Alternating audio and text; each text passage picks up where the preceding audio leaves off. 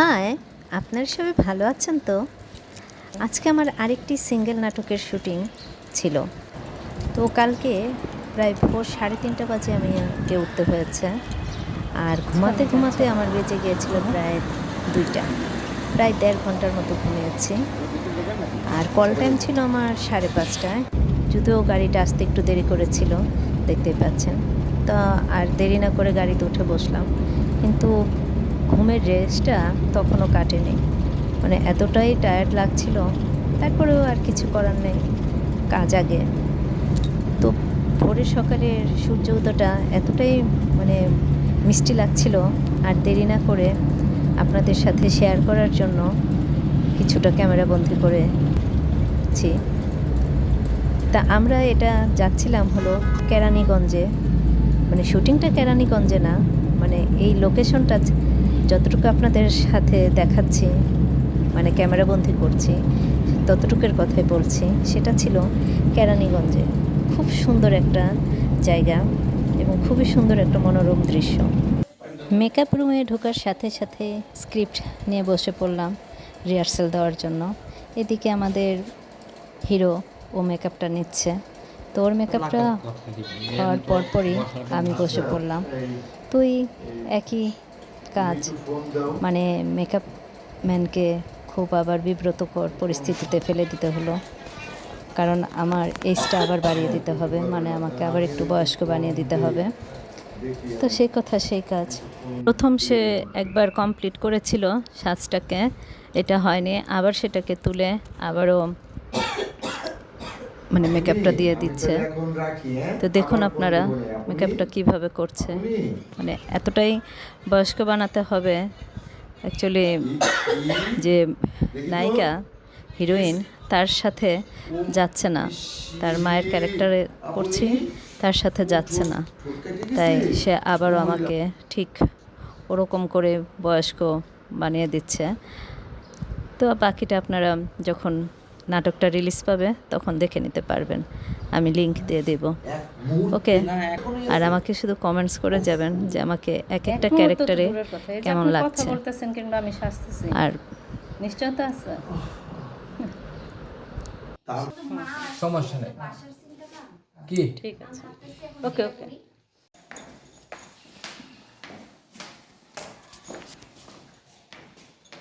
তারপর মেকআপটা যখন কমপ্লিট হয়ে গেল, কস্টিউম চেঞ্জ করে এখন আমি চলে যাচ্ছি শট দেওয়ার জন্য, দেখতেই পাচ্ছেন।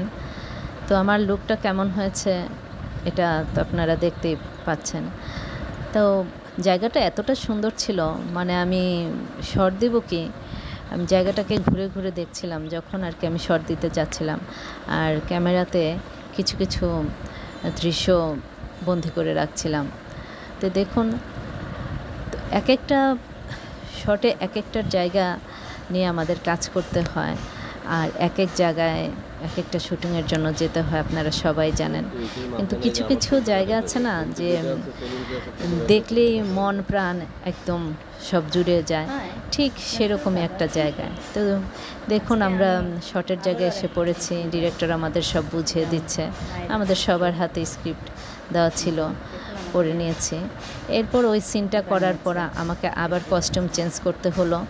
তা আমি আবার কস্টিউম চেঞ্জ করে এই ঠিক একটু আবার আপনাদের সাথে ভিডিও করার জন্য, কথা বলার জন্য একটু তৈরি হয়ে নিচ্ছি। এবারের কস্টিউমটা কেমন লেগেছে সেটাও আমাকে জানাবেন, কারণ এটা আরেকটা সিনের জন্য আমাকে চেঞ্জ করতে হয়েছে। নাটকটা খুবই সুন্দর একটা নাটক, আপনারা যদি দেখতে চান তাহলে আমি লিংক দিয়ে দিব।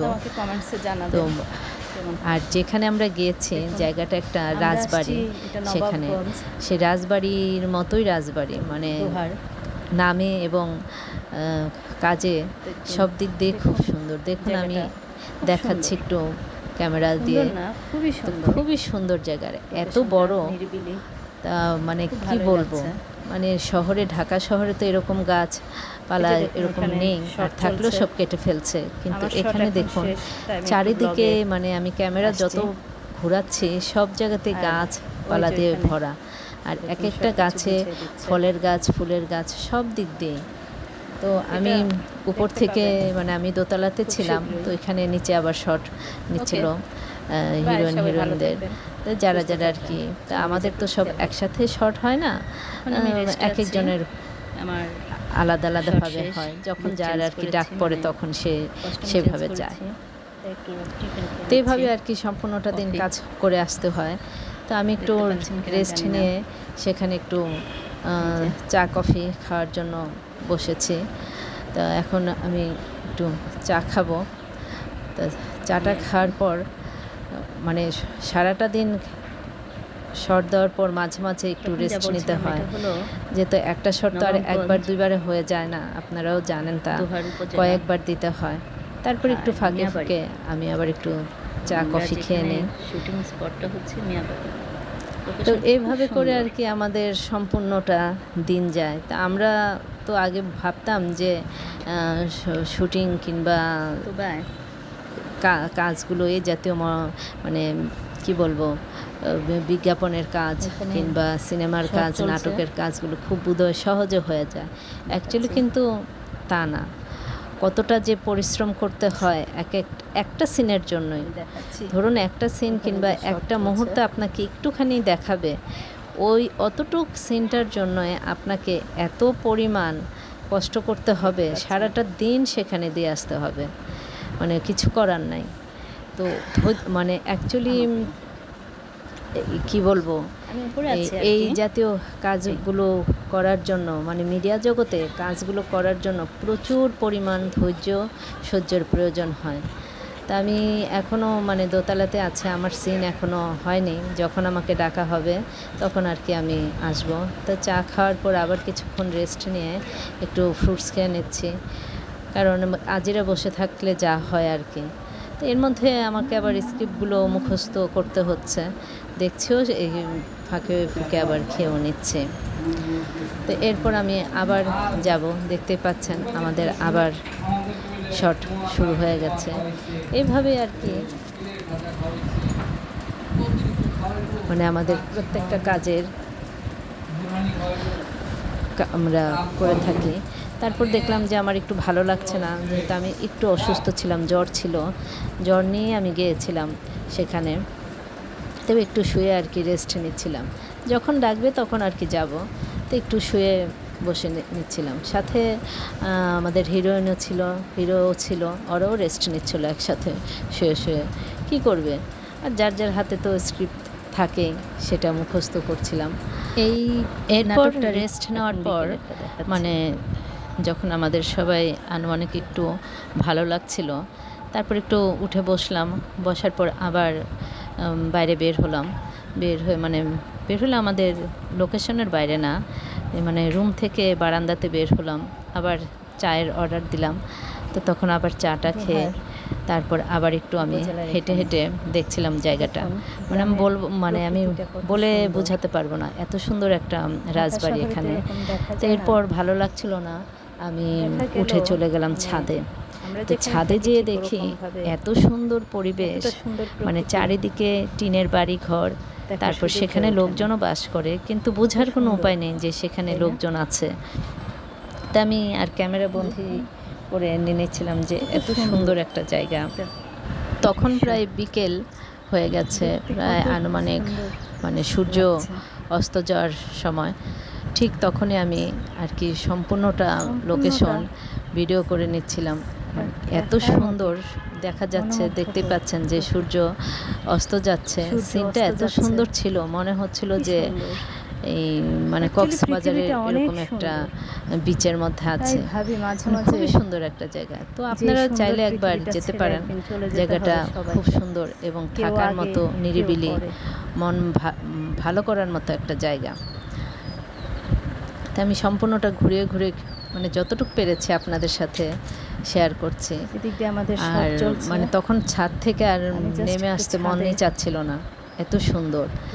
তো নিচের লোকেশনটাও দেখুন, ছাদ থেকে খুব সুন্দর দেখা যাচ্ছে। আর এত বড় ছাদ, মানে কি বলবো, মানে ঘুরে হেঁটে মানে শেষ করতে পারছি না। খুব সুন্দর একটা জায়গা। আর মনোরম একটা তারপর দেখতে দেখতে দেখা গেল যে সন্ধ্যা হয়ে গেছে। সন্ধ্যার সিনটা এতটাই সুন্দর কি আর বলবো, মনে হচ্ছিল যে কক্সবাজার গিয়েছি। কক্সবাজারে সূর্যটা যখন অস্ত যায় যেরকম দৃশ্য দেখা যায়, যে আস্তে আস্তে করে সমুদ্রের জলে তলিয়ে যায়, ঠিক এরকমই একটা মনোরম দৃশ্য দেখা যাচ্ছে। তো মানে আমি আর ছাদটা থেকে, মানে ছাদের থেকে আমাকে নেমে আসতে মন চাইছিল না। তো আমি তারপরও কিছু করার নেই, বাধ্য হয়ে নেমে আসতে হবে, যেহেতু তখন আমার শর্ট আবার দিতে হবে। তো এই নিয়ে আর কি নাটকটা আর কি শেষ হয়েছে। তারপর তো বাড়ি ফেরার জন্য একটা তাড়া থাকে। তো আমি বাসার জন্য তৈরি হয়ে গেলাম, গাড়িতে উঠে পড়লাম। তো প্রচণ্ড রাত হয়ে গিয়েছিল যদিও, তারপরে মানে খুব সুন্দর মতোই বাসায় চলে আসলাম। এই ছিল আমার আজকের ব্লগ। তো